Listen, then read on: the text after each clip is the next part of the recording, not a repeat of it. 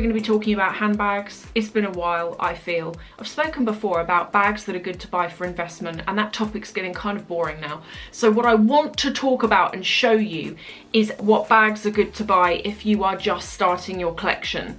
And this has got to be one of the most questions I get from you. All of my DMs on Facebook are to do with this. From those of you going, you know what, this is my hard-earned money, I've worked for it, I've saved it, I want to go and buy a bag, but I don't want to buy something that, even though I love it right now, it might be a trend item, and then after a year, no one's using it, and I don't want to use it anymore, and I've got like £2,000 tied up in it, and no one will buy it off me for £2,000. So I'm going to share with you what I think you should get, what I think every girl needs in her life, and also what I think are bad things to buy.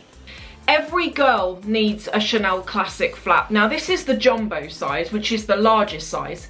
That I thought that when it came to Chanel bags, that on the classic flap you've got the mini, which is kind of like, you can get a rectangle one or there's a square one. Then you've got the small, then you've got the medium, then you've got the large.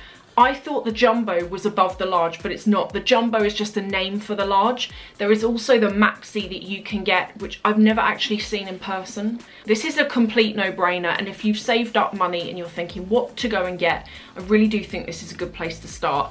This design has been around since, what, the 80s?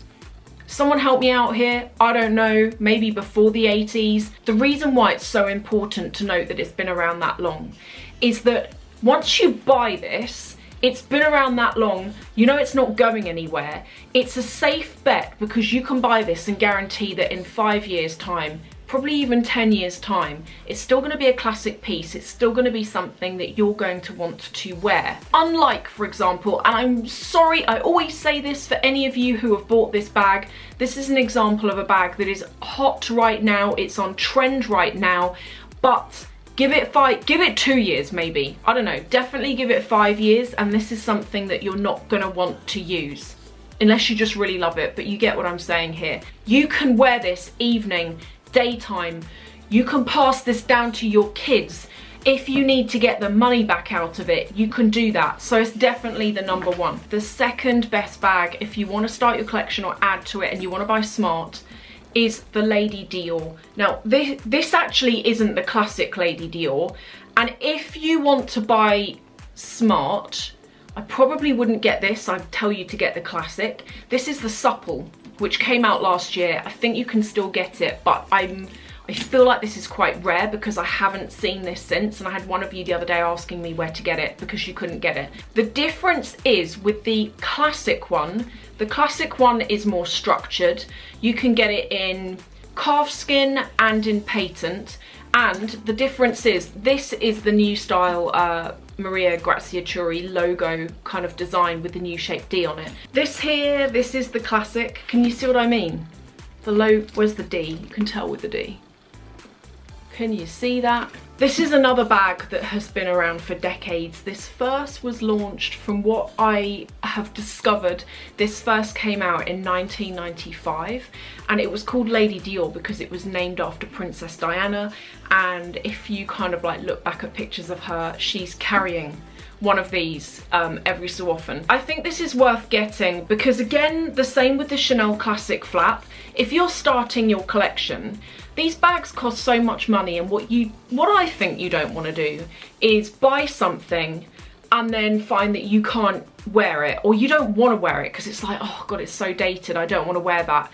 Whereas if you buy something like this, or the classic flap, something that's been around for a long period of time, at least you've got that assurance that it's always going to look cool. For example, I bought this back in 2015. I can still use it, it's in great condition. I personally wouldn't suggest getting the calfskin because the calfskin is really soft. Bag number 3, and I'm kind of surprised I'm saying this, but there is a reason. This is the Valentino Spike bag. The reason why I'm saying it's a borderline here is because it's not entirely a trend bag, but it's in that trend category. Valentino bags, in my opinion, these have not been out long enough to make them a classic in the way that the Lady Dior and the Chanel Classic flap are. So if you buy one of these, I'm not convinced that in 3 years' time it's still going to be the thing to wear. But the reason why it's worth getting is because I've noticed that you can get these, you can pick these up in flash sales, like in quite a few places, whereas it's really nigh impossible. You can't get a discount on Chanel or Dior or anything like that, but you can with these. I bought this bag for 40% off. I bought it in the spring this year, and I got it on Louisa Via Roma. They do these insane flash sales. I'm talking about them all the time. Anyone can get hold of them. They sent out a 40% code, and I bought this with it.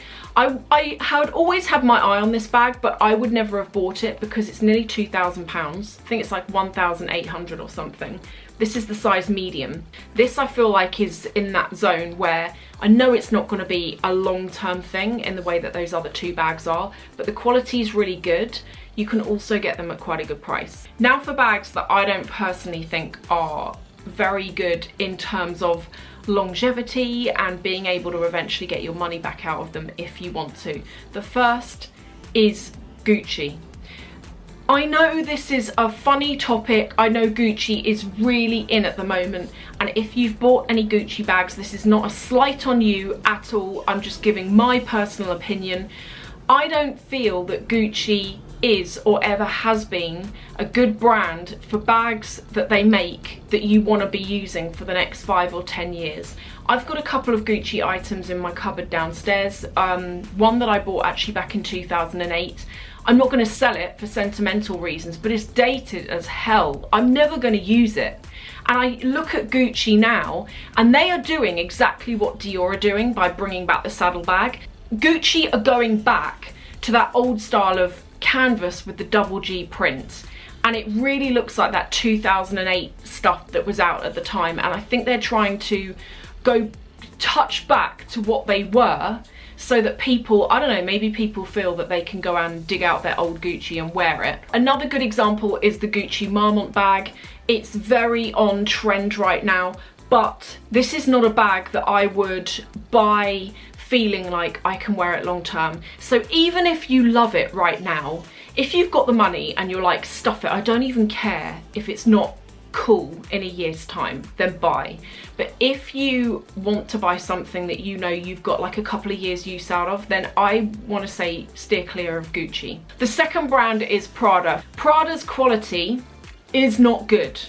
I've had Prada bags before, I've done reviews on them before. I had one in particular that I'd used it literally a handful of times, probably like twice. Honestly, I'd used it twice. And the rubber that they put around the edge of the leather was peeling off. The stitching wasn't very good. It was just that sort of attention to detail when you got close to the bag and really looked at it. It looked like a new bag that was falling apart, is how I would describe it. It didn't look used, it looked new, it just looked like whoever had made it on a Friday afternoon. Prada are a bit like Gucci in that they don't really have bags that are those long-term classic pieces. Styles and designs they've been making for like over a decade. Everyone's carrying them. They're classic, you can like flip them quite easily. That I don't see them doing that. The next bag that I don't think is a great one is this. This is a great bag in terms of the fact that this style has been out since I think 2012 or 2013. And when this first came out, I wanted it so badly, but I didn't buy it until 2014 because I wanted to make sure it wasn't one of those styles that comes and goes. I bought a tote from them in 2010, and I thought it was going to be a classic piece, and they only did it for 6 months, and then I found it really difficult to sell because from an SEO point of view, no one's searching for that bag because no one blooming remembers it. Whereas something like a boy bag or a classic flap, it's always in people's minds. There's always someone who's going to want these bags. So this is a classic from that point of view, but the problems that I can tell you about it, it gets a saggy bottom.